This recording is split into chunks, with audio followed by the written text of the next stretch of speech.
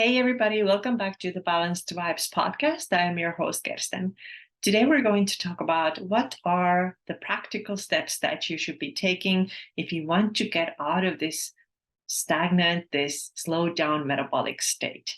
And this is where a lot of people are if they have been doing lots of dieting, just very restricted diets, they have been overtraining, and they have been under a lot of stress.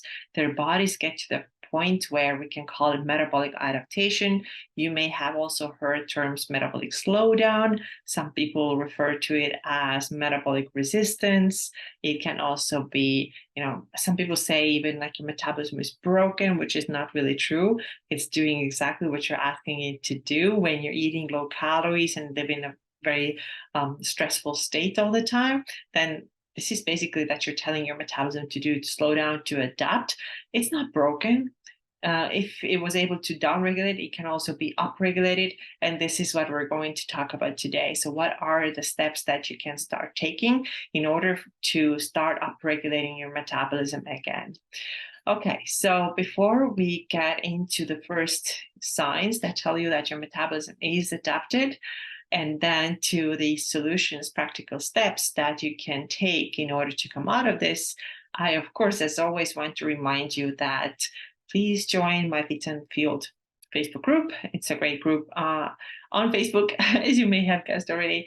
And in this group, I share a lot of free resources. This is a free group, and there are about 430 us right now, so it's not huge, but there's plenty of people still, and we can share some ideas. I often have workout tips. You can find form tips there, for example.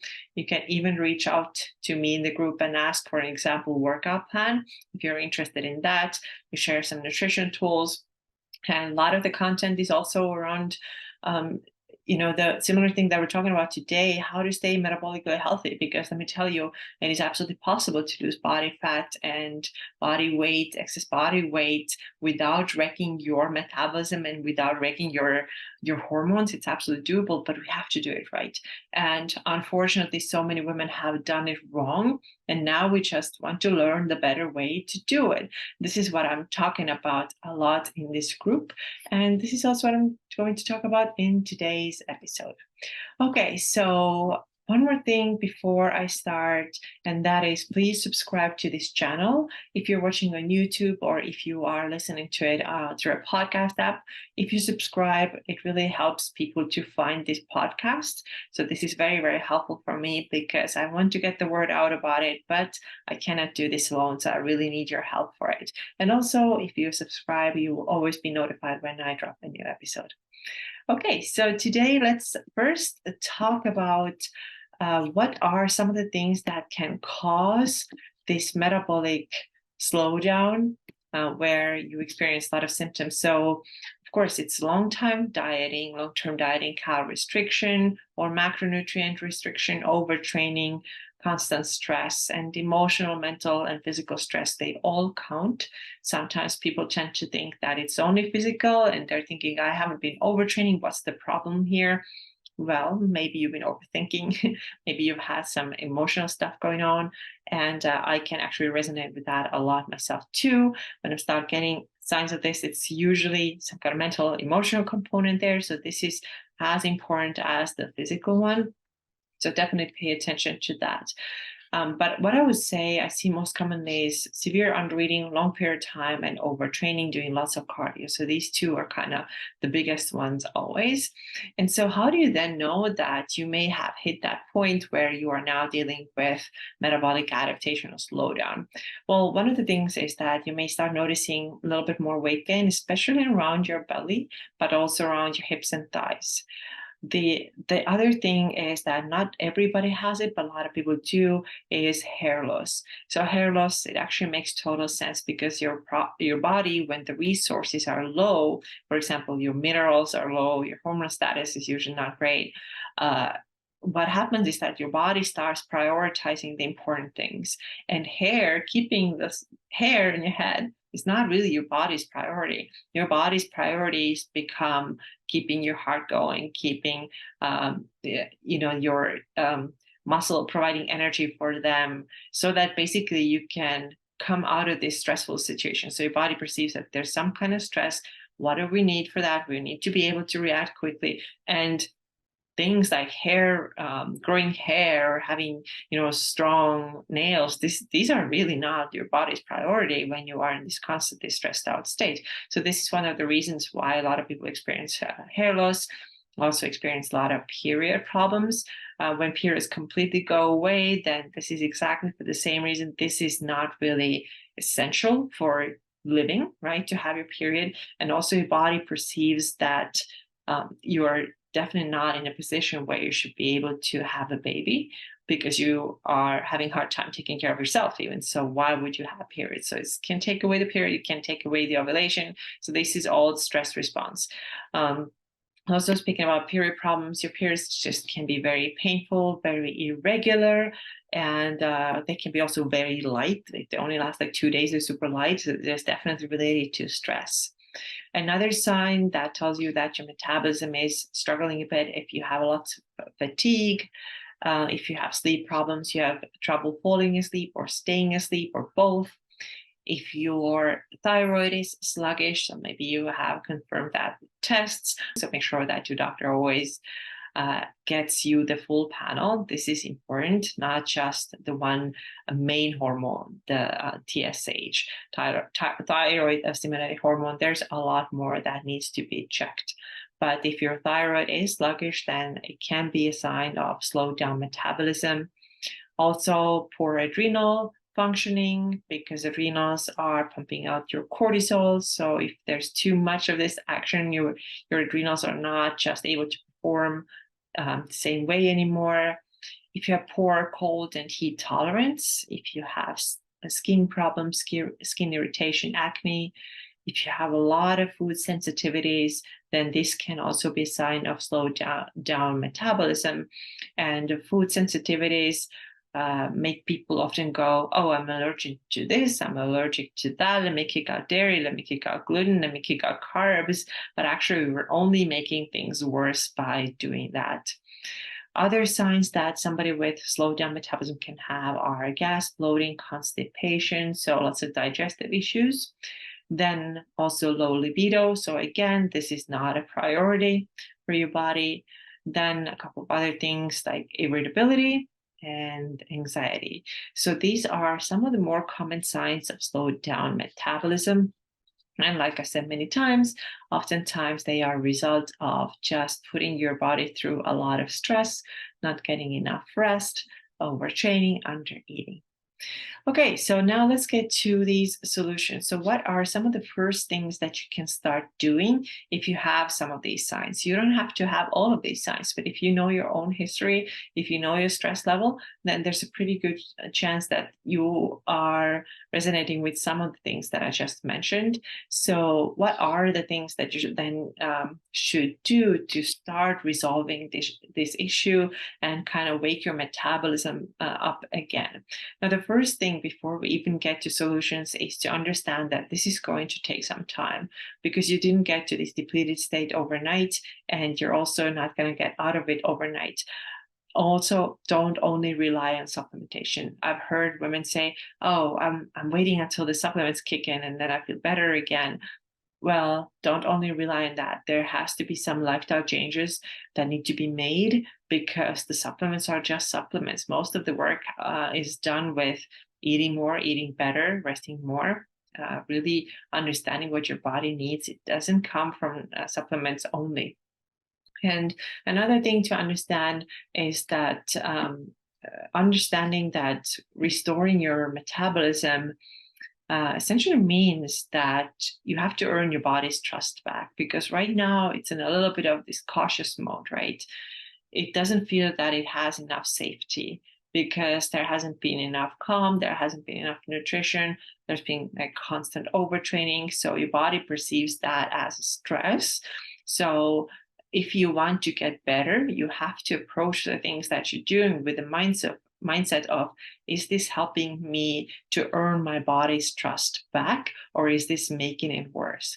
Now, a really bad thing that I have seen is absolutely wrong thing to do if you are dealing with sluggish metabolism, metabolic issues. when I'm saying that, I'm meaning, yes, like slow down metabolism and all the problems that I mentioned. So what is really bad idea is to go on a diet to try to fix it.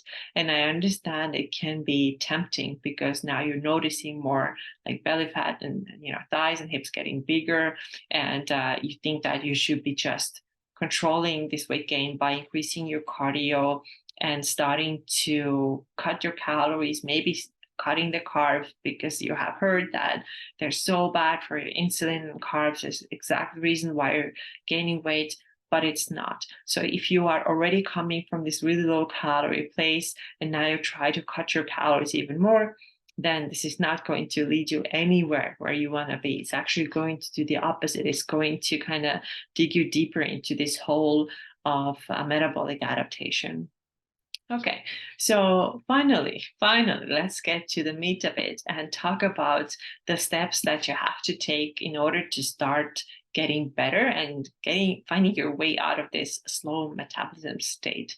The first thing is to start eating enough calories and eating at least your maintenance calories. So let's say that your maintenance is 1800 and you're eating or have been eating for a while 1500, you have to increase your calories to the point of where you're meeting your basic needs, and that's called your maintenance. Now, how do you know how much you need? I have a guide for it, and it's called the Lean Ladies. Fit and Field is my Facebook group. Lean Ladies Calorie, Protein, and Workout Guide. And this guide teaches you how to figure out how many calories you need for your maintenance. It also tells you what you need for fat loss, weight loss. But if you are in the state of metabolic adaptation, this is not what you should be focusing on right now. Instead, find your maintenance calories. You can also go in a surplus if you can work out. But the first kind of destination for you is to find your maintenance calories and start eating according to those numbers. So make sure that you grab your guide. It is in the show notes and it is in the comments of the YouTube video as well. It literally teaches you step by step how to find out how many calories you need. And you need to eat at maintenance for a period of time, because remember, again, earning your body's trust back. Your body does not want to trust you if you are constantly under eating, because it's feeling like I'm not getting my needs met. Why should I give me a reason to perform better? There's really no reason. There's no really resources. So how could you expect to have better hair growth and healthy periods and ovulation? How could your body to feel relaxed enough to let go of this extra inflammation if you are constantly keeping it in this underfed state? You just cannot do it. So you have to make sure that you get very close to your maintenance. I recommend to your maintenance. And if you are able to work out, lift weights a little bit at least, then you can even consider going to a little bit of a surplus. It's going to be wonderful for your hormones. The next thing that I highly, highly recommend, I'm going to ask you to do, is to start eating breakfast. And it can be just a small breakfast. If you're not used to eating a lot yet, then it can be something smaller. But I cannot tell you how often it has happened that women tell me this one phrase, and this is, I'm not a big breakfast person. And using this as a like a reason to not get started with it. And at the same time, we're wondering why are our adrenals doing so poorly? Why is the thyroid so sluggish? Why? Because we're waiting until like 11 a.m. until we're eating. So what I'm asking you to do, if you are serious about upregulating your metabolism again, is to start eating breakfast ideally within 60 minutes of waking. It can also be 30 minutes. And just get used to this new thing. I know at first it can be difficult, but like I said, it doesn't have to be anything huge. It does not have to be a massive, 1,000-calorie breakfast. It can totally be like a snack worth of 250 calories, and then you have something a couple of hours later. Just start teaching your body that this is what we're doing right now. And when you practice this regularly, your metabolism starts to sort of wake up, and it starts to actually ask for food in the morning. And this is a good thing. We don't want to take any like, oh my God, look at me, I'm so awesome.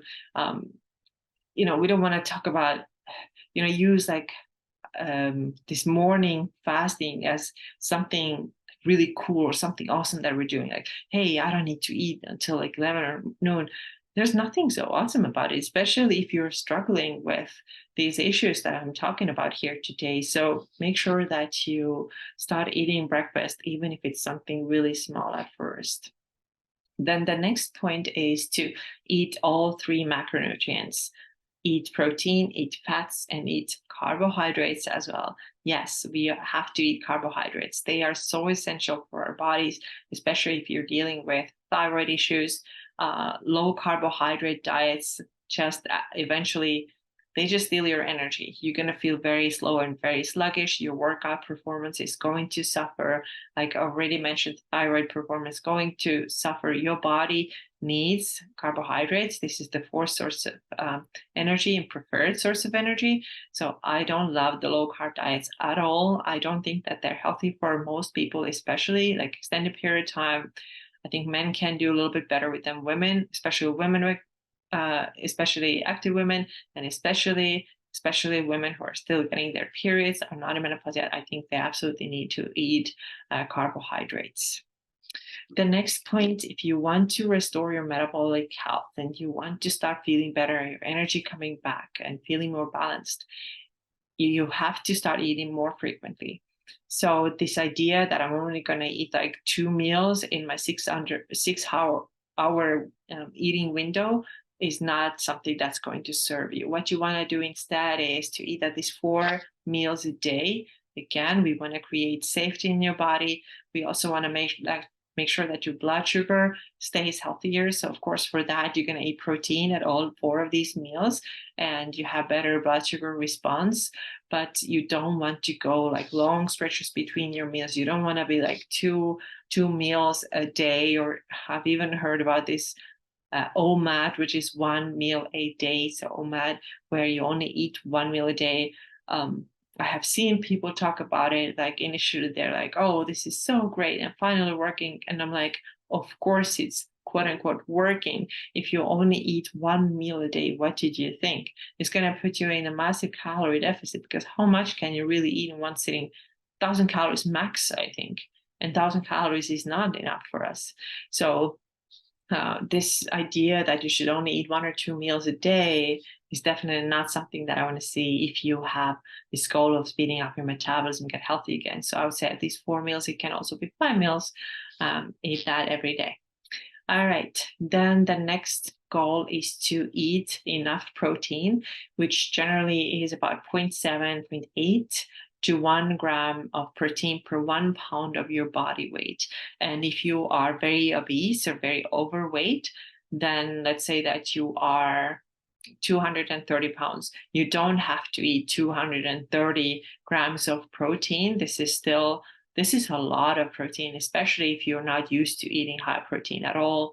Then you can use your healthy weight, so your target weight. Let's say that you want to be 160 pounds, and this is what you use to set your protein goal, right? And protein, of course, is very important for building muscle, getting stronger, but also for blood sugar regulation, extremely important. And blood sugar regulation is important if we want to build a healthier metabolism.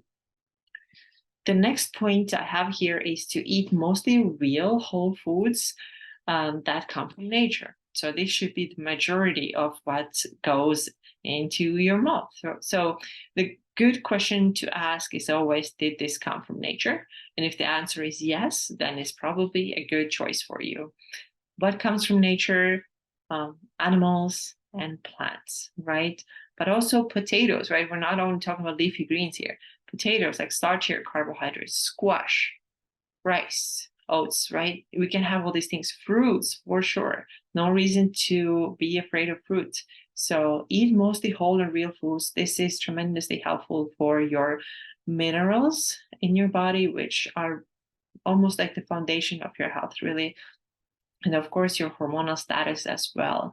Now, should I say that completely avoid packaged foods? No, I'm not going to say that, because I don't think this is, first of all, realistic. And secondly, I don't think this is enjoyable. There are some things that we like that come in wrapper and have a barcode on them, but I will say that they shouldn't be more than about 20% of your daily intake, your daily calorie intake. Now, you don't have to obsessively go and calculate every single calorie and worry if you went 10 calories over, not like that, but just as a rough guideline, I would say about 20% of your daily calories can come from those packaged foods, and rest try to really get from real foods. And this has nothing to do with like, I'm so health obsessed and I have to, eat super clean. Actually, I kind of hate that clean eating idea, but we have to think what is better for our health, what creates safety. And that is whole real foods with whole real nutrients, vitamins and minerals. These will help you the most. Okay, next point I have here is to eat enough fat. We already talked about carbohydrates, but definitely eat enough fat and include animal fats too. It is not true that the only healthy fats are avocado and olive oil. No, you need animal fats too. Again, there are certain minerals that are only available from these sources. So eat animal fats as well. Now, you have to eat also a right amount of fats. And sometimes I have seen people as low as like 40 grams of fat per day. And honestly, even if you are a very small person, I don't think this is sufficient. So you'll probably have to increase your fat to the right place so that your body can heal and recover. And again, earn the trust back. You need fat for so many functions in the body, including hormone production. So just need that and make sure that you get it with your meals. Now, some specific foods that I absolutely recommend to, again, create safety and just get the nutrients, vitamins, and minerals that you need. I think that foods like eggs and animal protein, and of course, milk, if you can, raw milk, they are really great for you. Obviously, vegetables too. Fiber is very, very important. But also think about like more like dense foods. It's not just kale salads that we're supposed to be eating. Actually, kale salads are not very valuable at all, nutritionally speaking, especially if you are in this depleted state. What you want to think more of is like, yeah, like eggs. Actually, eggs are the protein that's the best absorbed by human body. So this is pretty awesome. But also it's animal proteins, fibrous vegetables, roots, vegetables, and I do think that dairy is wonderful. I know that not everybody can tolerate dairy, but you might be doing better with raw dairy. And also, let me tell you, there's some kind of reason probably why you cannot handle dairy. And the reason can be years and years of restriction and deprivation. A lot of times this is the case. So maybe figure out, why am I not tolerating it? Work with somebody who is really good at finding these things out. I'm not unfortunately, I'm not that person, but you may have to work with like an integrative health practitioner or something like that, because I think that you may be able to very gradually come back to eating dairy and be fine. I know there's a lot of diets out there that say that dairy is inflammatory for everybody, but I don't think so at all. I mean, I can handle dairy just fine, no problems. I've never had problems. So this is clearly not everybody. And I understand that it is for a lot of people. I absolutely understand that. And I respect that. And I know that in some cases there's really not much to do. But to say that it's so inflammatory that it messes with everybody, it is not true. And also, we have to look at the quality of dairy. What kind of dairy are we talking about? Right? Are we talking about good quality raw milk, for example? Or are we talking about the pasteurized milks that we get at the store that are fortified with vitamin D, for example, which is nowhere near as valuable nutritionally speaking as raw milk would be? So just some things to think about before saying that I absolutely can't do this, I should never do this. I think maybe there is a way out. Maybe you can incorporate something as a really good quality dairy into your diet, and you might be getting healthier from it. The next thing, fruit is great for you. Already mentioned that. Eat it. And also eat vegetables at least a couple of times a day. One thing that I want to say is that most people tolerate cooked vegetables better than they tolerate raw vegetables. So if you notice that you're getting symptoms like gas and bloating from like these massive salads, then you may want to rethink that. Maybe you want to cook your greens, which is, by the way, great for your magnesium if you need more magnesium. And I think a lot of people do. So cook your vegetables and eat them at least a couple times a week. I'm definitely not the person who would say that eat just meat and eggs. No, I think we do need vegetables, and we need a good variety. We need a little bit of everything. Also, don't just drink those green smoothies. That's my next point. Sometimes I think people think that very, very health conscious and they know everything about health and they're doing super perfectly when it comes to their diet. And what they're actually doing is just eating those massive smoothies or drinking those smoothies that are made with like kale and spinach and maybe a little bit of fruit and protein powder in them. What you actually want to do is to, once in a while, if you want that, sure, but don't make it like a twice a day type of thing.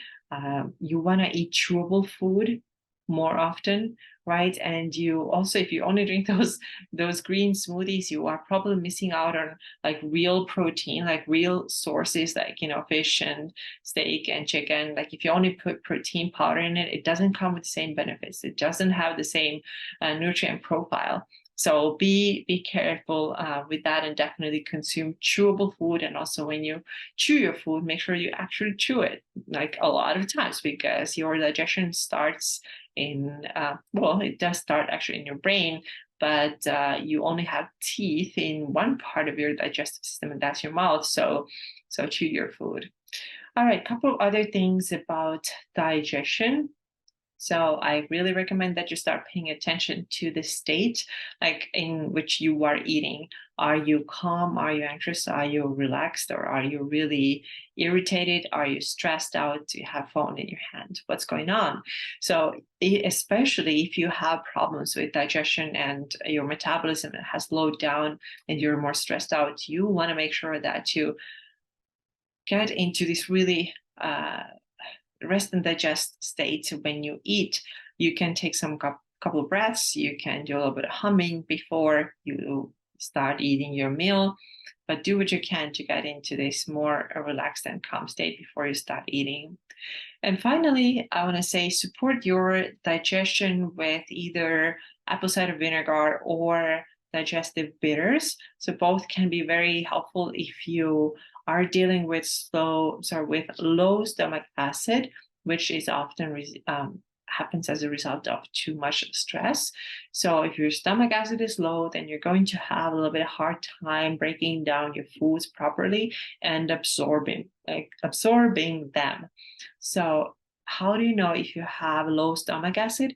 You can do a very simple test at home. So take a 1/4 teaspoon of baking soda and mix it with 4 to 6 ounces of room temperature water, and drink this water first thing in the morning. Set a timer for 5 minutes. If you start burping, then that means that your stomach acid is in a pretty good place.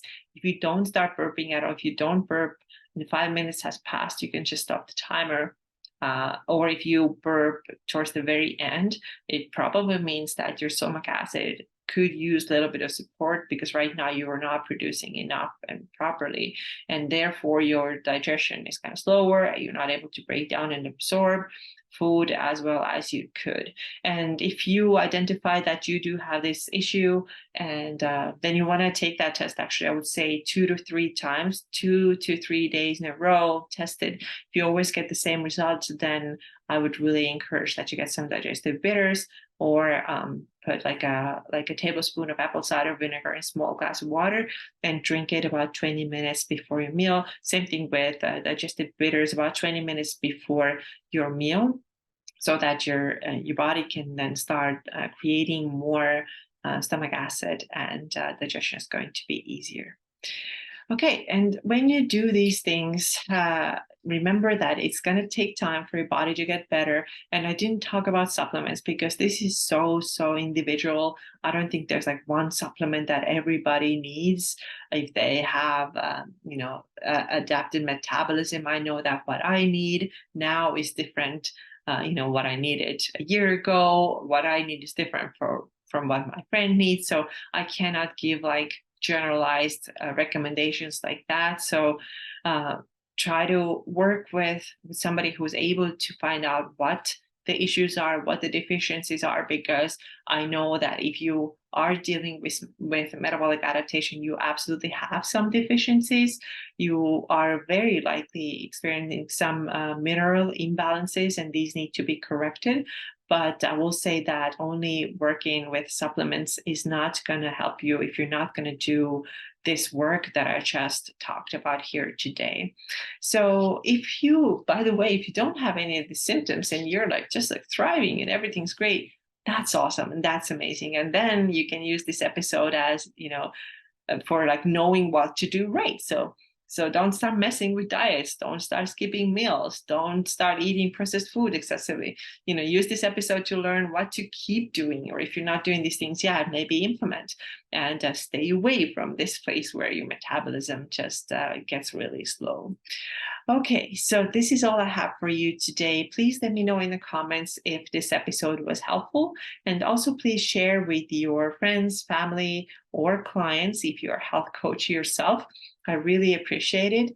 And I will talk to you again in the next episode. Take care.